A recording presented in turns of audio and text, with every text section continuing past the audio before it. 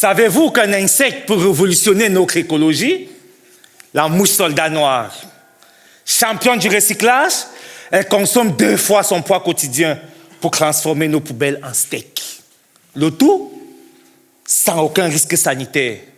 Cette mouche est élevée à l'état domestique en Belgique et à l'état sauvage au Cameroun. Moi, ce que je voudrais comprendre, c'est si cette mouche a les mêmes caractéristiques génétiques et phénotypiques dans les 2 zones. Alors, j'ai décidé de jouer les détectives. Direction le Cameroun. Là-bas, notre mouche qui se prénomme Hermetia illucens est une vraie guerrière. Elle possède un patrimoine génétique riche et varié qui constitue un vrai bouclier pour sa survie. Ma thèse est une gigantesque fouille entre les 2 continents. Tous les 6 mois, je retourne au Cameroun pour comparer l'ADN de la citadine européenne et celle de la sauvage camerounaise.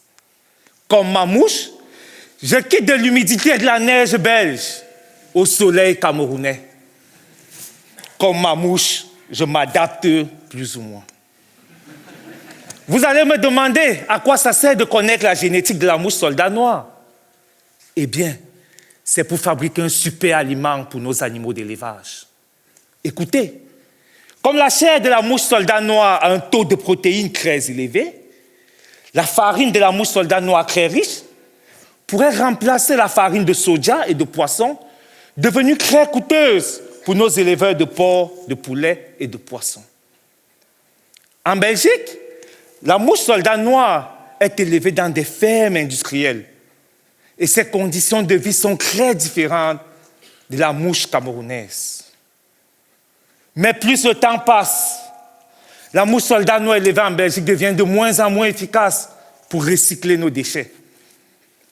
Moi, ce que je voudrais comprendre, est-ce à cause d'un problème de consanguinité ou à cause d'un problème d'adaptabilité?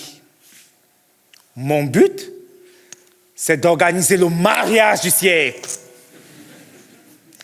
En croisant la souche belge et la souche camerounaise, je cherche à créer la super mouche.